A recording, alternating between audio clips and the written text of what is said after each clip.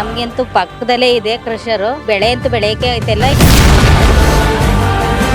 ಧೂಳುಗಳಿಂದ ಮಕ್ಳುಗಳಿಗೆ ಹಿಂಸೆ ಇದೆ. ಕ್ರಷರ್ ಮಾಲೀಕರು ಬಂದು ನಮಗೆ ಭಾರಿ ತೊಂದರೆ ಕೊಡ್ತಾವ್ರೆ.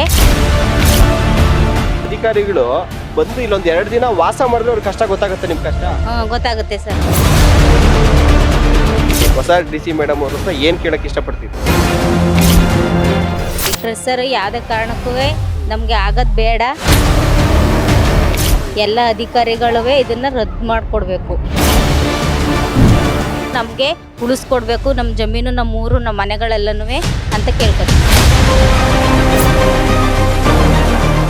ಎಲ್ಲ ವಾತಾವರಣ ಚೆನ್ನಾಗಿದ್ರೆ ಕೂಡ ಗರ್ಭಿಣಿಯರು ಬಾಣಂತಿಯರಿಗೆ ಈಗ 100 ಕಾಯಿಲೆಗಳು ಬರ್ತಿದೆ. ಎಷ್ಟೇ ಕೇರ್ಫುಲ್ ಆಗಿ ನೋಡ್ಕೊಂಡು ಕೂಡ ಇಲ್ಲಿ ಈ ಕ್ರಷರು ಮೈನಿಂಗ್ ಇಂದಾಗಿ ಇಷ್ಟೊಂದು ಧೂಳು ಬಂದು ಯಂಗ್ಸ್ಟರ್ಸು ಜೊತೆಗೆ ಹಿರಿಯ ನಾಗರಿಕರಿಗೆ ಸಮಸ್ಯೆ ಆಗ್ತಿದೆ. ಅಂದ್ರೆ ಇಲ್ಲಿ ಗರ್ಭಿಣಿ ಮತ್ತು ಬಾಣಂತಿಯರು ಮತ್ತೆ ಹಸುಗೂಸುಗಳ ಪರಿಸ್ಥಿತಿ ಏನ್ ಮೇಡಮ್?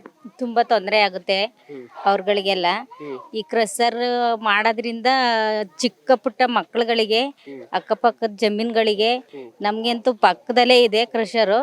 ನಮಗ್ ಬೆಳೆ ಅಂತೂ ಬೆಳೆಯಕ್ಕೆ ಐತೆಲ್ಲ. ಇವಾಗ ಜೋಳ ಹಾಕಿದೀವಿ, ಅದ್ ಮೇಲಕ್ಕೆ ಬಂದಿಲ್ಲ. ಎಲ್ಲದಕ್ಕೂ ತೊಂದ್ರೆನೆ, ದನ ಕರುಗಳೆಲ್ಲ ಮೇಯೋದಕ್ಕೂ ತೊಂದ್ರೆನೆ. ಈ ಕ್ರಷರ್ ಯಾವ್ದೇ ಕಾರಣಕ್ಕೂ ನಮ್ಗೆ ಆಗೋದ್ ಬೇಡ. ಎಲ್ಲ ಅಧಿಕಾರಿಗಳು ಇದನ್ನ ರದ್ದು ಮಾಡ್ಕೊಡ್ಬೇಕು. ಮೇಡಮ್, ಈಗ ಇಲ್ಲಿ ಹೇಮಾವತಿ ಬ್ಯಾಕ್ ವಾಟರ್ ಎಲ್ಲ ಇರೋದ್ರಿಂದಾಗಿ ತುಂಬಾ ಶೀತ ಇದೆ. ಇಲ್ಲಿ ನಾರ್ಮಲ್ ಟೈಮಲ್ಲಿ 5-6 ಗಂಟೆಗೆ ಥಂಡಿ ಶುರುವಾಗುತ್ತೆ. ಸೊ ಬಾಣಂತಿಯರಿಗೆ ಮೊದಲೇ ಥಂಡಿ ಅಂದ್ರೆ ಆಗಲ್ಲ. ಆ ಥಂಡಿ ಜೊತೆಲಿ ಈ ಧೂಳು, ಸೊ ಇದು ಯಾವ ರೀತಿಯಾಗಿ ಬಾಣಂತಿಯರಿಗೆ ಸಮಸ್ಯೆ ಆಗ್ತಿದೆ ಮೇಡಮ್? ಇಲ್ಲಿ ಗರ್ಭಿಣಿಯರಿಗೆ, ಬಾಣಂತಿಯರಿಗೆ ಅದೆಲ್ಲ ಕಷ್ಟ ಆಗುತ್ತೆ ಅವ್ರಗಳಿಗೆ. ಅದೆಲ್ಲ ಮಾಡಕ್ ಆಗಲ್ಲ. ಈ ಧೂಳುಗಳಿಂದ ಮಕ್ಳುಗಳಿಗೆ ಹಿಂಸೆ ಇದೆ. ಇವಾಗಿಂದನೇ ಆ ಧೂಳು ಗಾಳಿ ಎಲ್ಲ ಇದಾದ್ರೆ ಮಕ್ಳುಗಳಿಗೆ ನಾಳೆ ದಿನ ತೊಂದರೆ ಆಯ್ತದೆ.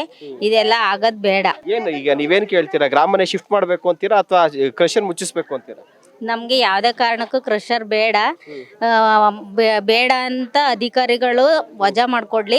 ಇಲ್ಲ ಅಂತಂದ್ರೆ ನಮ್ಗೆ ಅನುಕೂಲ ಆದ ರೀತಿಲಿ ನಮ್ಗೆ ಇಲ್ಲ ಬೇರೆ ಕಡೆ ಶಿಫ್ಟ್ ಆದ್ರೂ ಮಾಡ್ಕೊಡ್ಲಿ. ಇಲ್ಲ ಅಂತಂದ್ರೆ ಕ್ರಷರ್ ವಜಾ ಮಾಡಿ ನಮ್ಗೆ ಇಲ್ಲೇ ವಾಸವಾಗಿರೋ ತರ ಮಾಡ್ಕೊಡ್ಲಿ. ಯಾವ್ದೇ ರೀತಿಲಿ ನಮ್ಗೆ ಇಲ್ಲಿ ಕ್ರಷರ್ ಬೇಡ. ಬಹುಶಃ ಅಧಿಕಾರಿಗಳು ಬಂದು ಇಲ್ಲೊಂದು 2 ದಿನ ವಾಸ ಮಾಡಿದ್ರೆ ಅವ್ರ ಕಷ್ಟ ಗೊತ್ತಾಗುತ್ತೆ. ನಿಮ್ ಕಷ್ಟ ಗೊತ್ತಾಗುತ್ತೆ ಸರ್, ಗೊತ್ತಾಗುತ್ತೆ.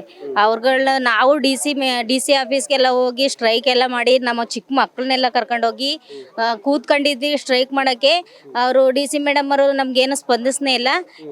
ಏನು ಮಾತಾಡ್ಲಿಲ್ಲ ಅಂತಂದ್ರೆ ಕೂತ್ಕೊಳ್ಳೋದಾದ್ರೆ ಕೂತ್ಕೊಳ್ಳಿ, ಇಲ್ಲ ಅಂತಂದ್ರೆ ಏನಾದ್ರು ಮಾಡ್ಕೊಳ್ಳಿ ಅಂತ ಹೇಳೋದ್ರು. ಅವ್ರು ಏನು ಮಾತಾಡ್ಲಿಲ್ಲ. ನಮ್ಮ ಮಗ 1 ವರ್ಷದ ಪಾಪು, ಆ ಹುಡ್ಗನ್ ಕರ್ಕೊಂಡೋಗಿ ಕೂರ್ಸ್ಕೊಂಡಿದ್ವಿ. ಅವ್ರು ಏನು ಮಾತಾಡ್ಲಿಲ್ಲ, ಸುಮ್ನೆ ಕಾರ್ ಹತ್ಬಿಟ್ಟು ಹೋದ್ರು. ಇವಾಗ ಹೊಸ DC ಮೇಡಮ್ ಅವ್ರು ಬಂದಿದ್ದಾರೆ, ಇವತ್ತು ಅವ್ರ ಗಮನಕ್ಕೆ ತಂದಿದ್ದೀವಿ. ಹೊಸ DC ಮೇಡಮ್ ಅವ್ರ ಹತ್ರ ಏನ್ ಕೇಳಕ್ ಇಷ್ಟಪಡ್ತೀರಿ? ನಮ್ಗೆ ಯಾವುದೇ ಕಾರಣದಿಂದಲೂ ನಮ್ಮ ಅಪ್ಪ ನಮ್ಮ ಅಮ್ಮದಿರು ಅವತ್ತಿನ ಕಾಲದಿಂದನೂ ಸೌದೆ ಎಲ್ಲ ಹೊಡೆದು ನಮ್ಮನ್ನ ಕಷ್ಟಪಟ್ಟು ಸಾಕಿದ್ದಾರೆ.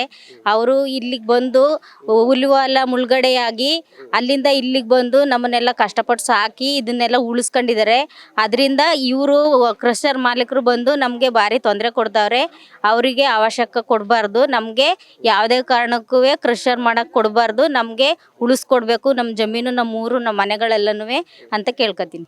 Thank you.